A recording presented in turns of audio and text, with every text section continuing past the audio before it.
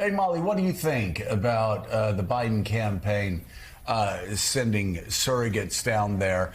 Obviously, citizens are free to do what they want. Robert De Niro, of course, the police officers, the retired police officers.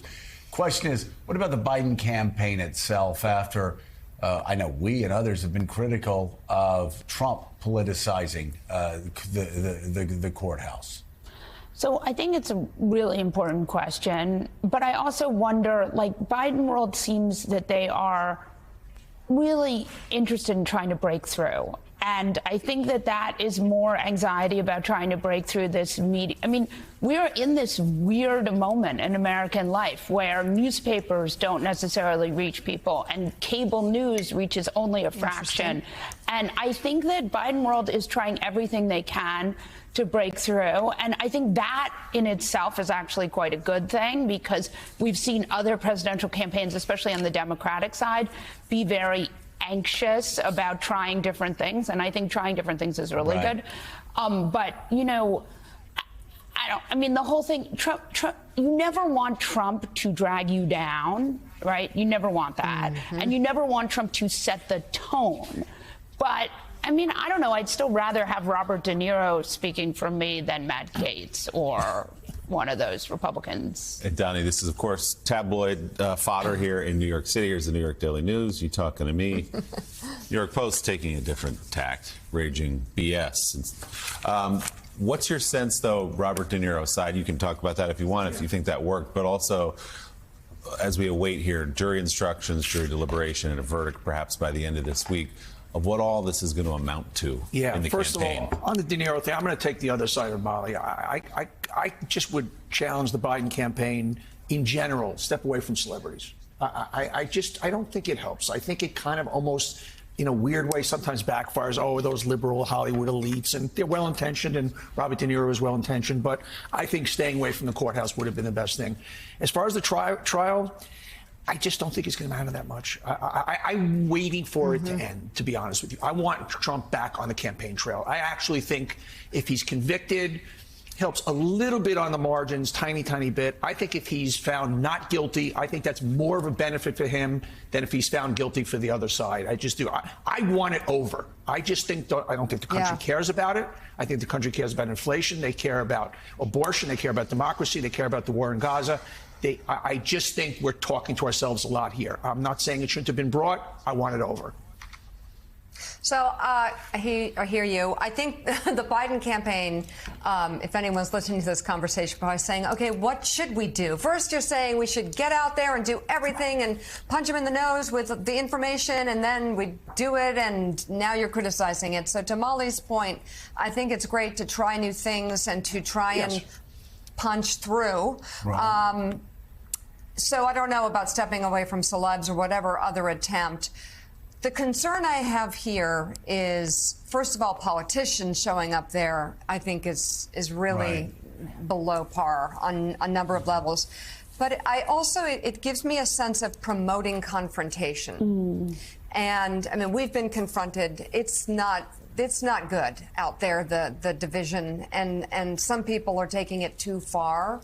And I just would not want the Biden campaign to put themselves in a position where they appear to be promoting confrontation. Right. Fair to say? So, yeah, I'm of several minds here. I agree with you there.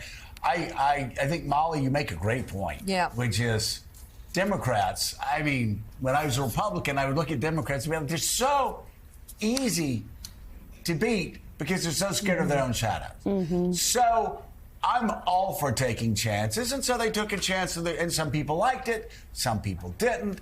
I would keep my campaign people, forget Robert De Niro or police officers, they're Americans. They're free to go anywhere they want to go. Now, I'd rather them go to Wisconsin, Michigan, and Pennsylvania. It's a big old country. This is a good point. You don't have to be in Manhattan. You got that. You got Manhattan nailed down. I'd rather them go there and shake hands with voters in their living rooms, because these are going to be a handful of basically congressional races across the upper Midwest that determine this election. That's one. But I will say, to your point, even though I would not have done this, Democrats need to take chances. And I will tell you, this Biden campaign is not going to sit flat-footed. They're not going to take chances. And I'm just one additional thing. The whining, the complaining from Democrats across the country make me want to just tell them to just shut up. Come on, what are they complaining about? What? Well, they're afraid Biden's going to lose. Biden this, Biden that. The campaign. I think, they're working hard. They're working on the ground. And Molly, I think sometimes that's obscured by all the cocktail party whining that's going on in Manhattan, in Georgetown, in Beverly Hills. They need to stop and get to work. So I think you both have really good points. Mika's point, again, we have one party that respects American democracy. So that is a lot of responsibility. And Democrats need to continually say, violence is bad, confrontation is bad. Yeah. We need to have, we need to live in a country where we respect each other and we treat each other well. And again, political violence is the single scariest, most dangerous thing going. And we all have to make sure that we unequivocally say that it is important we keep the temperature down. And so I think Mika's completely 100% right on that. And I think that you're totally right, too, Joe. There's a lot, I was in a dinner party in Georgetown this weekend where people were freaking out. And there's a lot of anxiety because, look, it's not like he's running against Mitt Romney. It's not like he's running against W. He's running against someone who has said that he's going to start deportation squads and he's going to go after his political rivals and he's going to go after the mainstream media.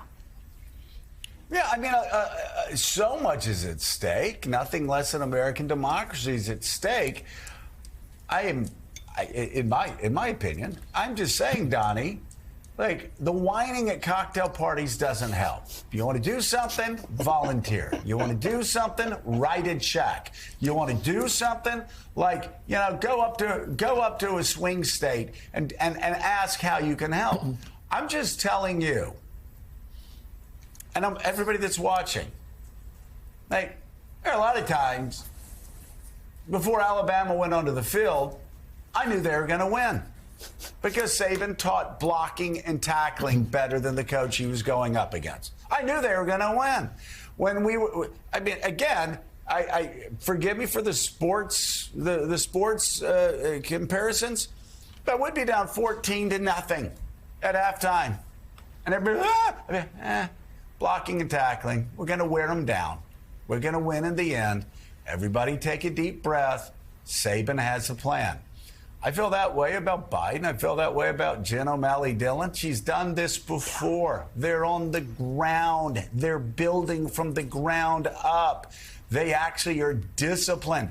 I know people think that Donald Trump has some magic potion. Maybe Elvis 57, from 1957 in 2016 did. This is old, tired Elvis. People know the shtick. And at the end of the day, blocking and tackling, grinding it out day after day from May to November makes a difference, Donnie. It does. And I think your point about the whining of Democrats. Democrats have to turn whining into anger and defiance. Like, we're mad as hell. We are not going to let our democracy slip away. So I'm all for the punching. The punching really needs to come from Joe Biden.